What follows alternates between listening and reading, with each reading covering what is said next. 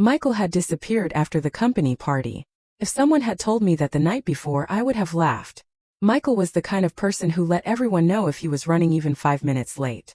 He never turned off his phone, never ignored his mother's calls, and was always the first to message the team after any company event. But that morning his desk was empty. First, nobody thought much of it. We assumed he had taken the day off. Then we learned he had never gone home. His car was still parked outside the restaurant where the party had been held, and the last signal from his phone came just after midnight.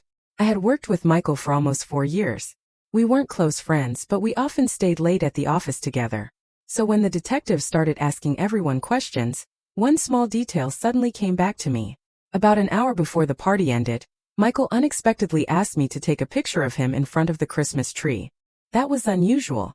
He hated having his photo taken. I snapped the picture, put my phone away, and didn't think about it again. Until I opened the photo once more. In the background, barely visible in the reflection, stood a man wearing a dark jacket.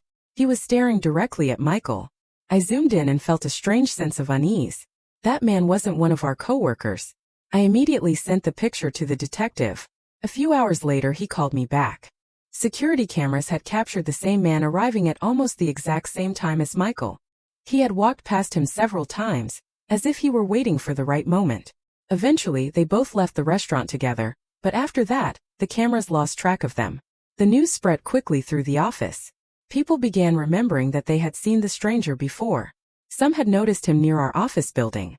Others remembered the same car parked across the street for several days. 2 days later, Michael finally made contact.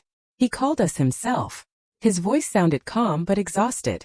Later, he explained that after the party, the stranger had called him by name. At first, Michael thought it was someone he had known years ago. The conversation took such an unexpected turn that they ended up walking to a 24-hour cafe nearby. There, the man pulled out an old photograph. It showed the two of them together. The strange part was that Michael couldn't remember either the man or the day the picture had been taken. Little by little, the truth came back. Years earlier, they had met during a volunteer relief trip after a devastating hurricane. Over time they had lost contact, and the memories had slowly faded.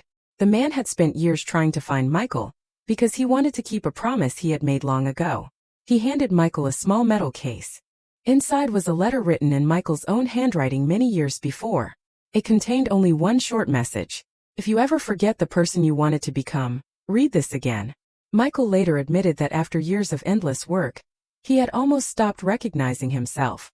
He decided to take some time away, turn off his phone, and finally think about what he truly wanted, without telling anyone where he was until he was ready. When he returned to the office a week later, everyone greeted him with applause. And the photo taken just before the company party ended remained the only image that had captured the exact moment his life quietly changed forever.